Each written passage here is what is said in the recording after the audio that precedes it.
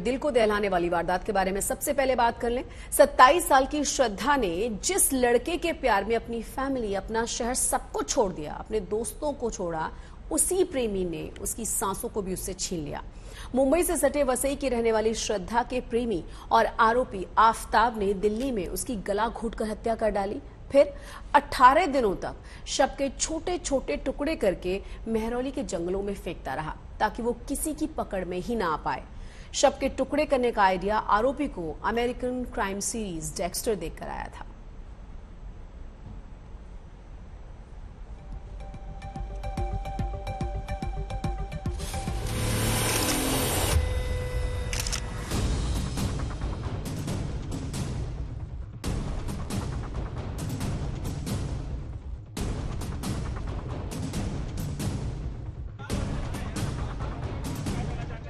Police की गिरफ्त में आया आरोपी आफताब पूनावाला नहीं चाहता कि टीवी पर उसका चेहरा दुनिया देखे।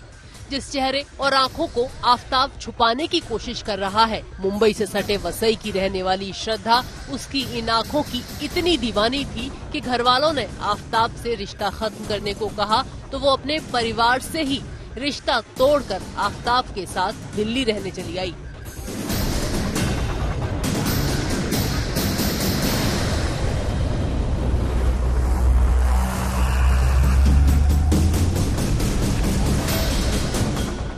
श्रद्धा और आफताब एक डेटिंग ऐप पर मिले थे। उसके बाद दोनों ने मुंबई में एक कॉल सेंटर में साथ नौकरी भी की। इनका रिश्ता 4 साल से ज्यादा पुराना था। दिल्ली जाने के बाद जब श्रद्धा का फोन बंद आने लगा तो उसके पिता ने पुलिस से शिकायत की। मेरी लड़की श्रद्धा वालकर और आफताब पूनावाला रिलेशनशिप में है। श्रद्धा ने अपनी मां को 2019 में बताया था कि उसे आफताब पूनावाला के साथ लिव इन रिलेशनशिप में रहना है, जिसके लिए हम पति पत्नी ने उसको मना किया था।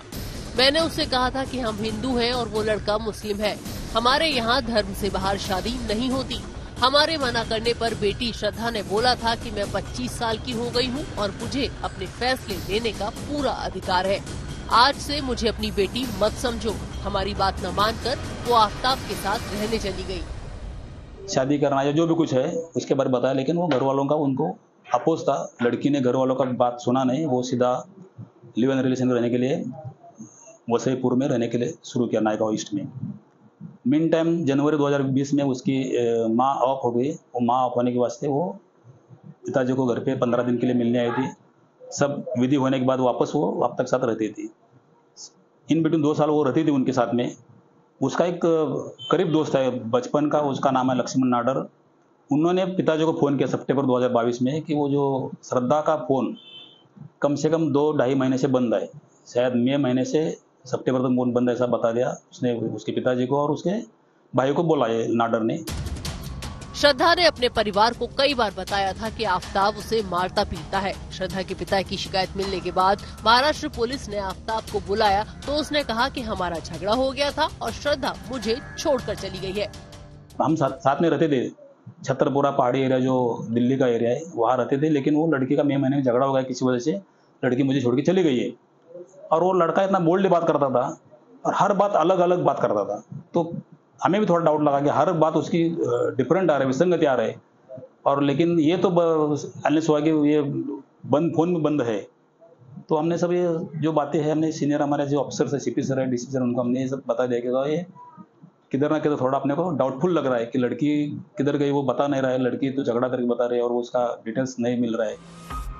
महाराष्ट्र और दिल्ली पुलिस ने ज्वाइंट जांच कर इस केस को सुलझाया और फिर सामने आया कि श्रद्धा के साथ क्या हुआ था। जिसने भी सुना उसने दांतों तले उंगली दबा ली। श्रद्धा चाहती थी कि 4 साल के रिश्ते के बाद उन्हें शादी कर लेनी चाहिए। ये कहते हैं कि आपस में झगड़े होते थे, देवर इन लिव इन रिलेशनशिप, तो कुछ झगड़े वगड़े हुए, कई बार चीजें बेकाबू हो जाती थी। इस बार चीजें आउट ऑफ कंट्रोल हो गई और उसकी हत्या कर दी। तो ये क्या जो मर्डर था वो सडन प्रोवोकेशन था या प्लान बना था किसी मर्डर? इसके वर्जन के अकॉर्डिंग तो सडन प्रोवोकेशन है कि सडन प्रोवोकेशन हुआ, चीजें आउट ऑफ कंट्रोल हो गई और उसने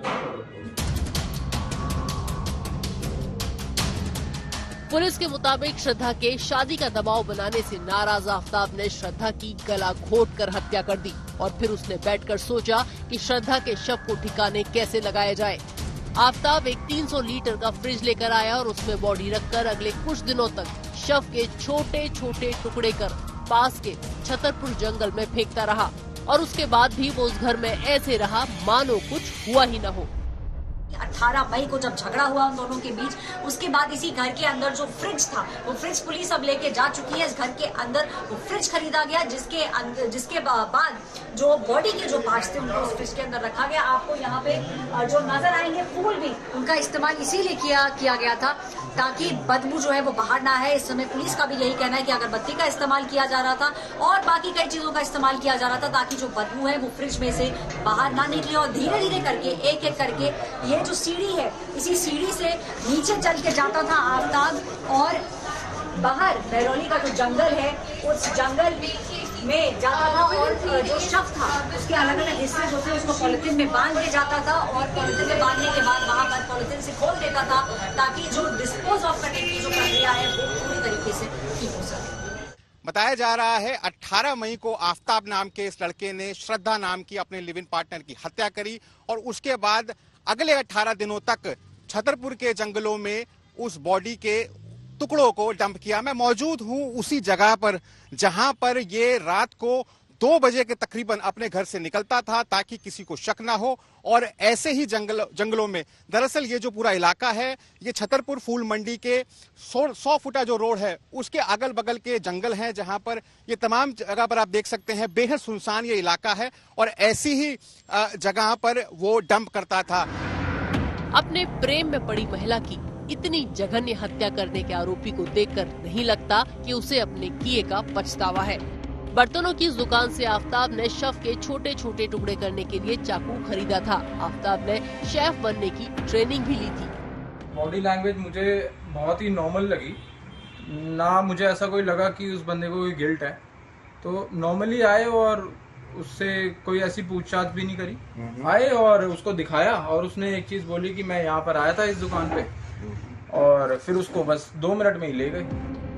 पुलिस ने आरोपी आफ्ताब से पूछताछ के बाद कुछ हड्डियां जंगल से बरामद की है। श्रद्धा के दोस्तों ने ये भी बताया है कि एक बार श्रद्धा ने मुंबई में उन्हें मैसेज करके बोला था कि मुझे आज रात यहाँ से ले जाओ वरना आफ्ताब मार डालेगा।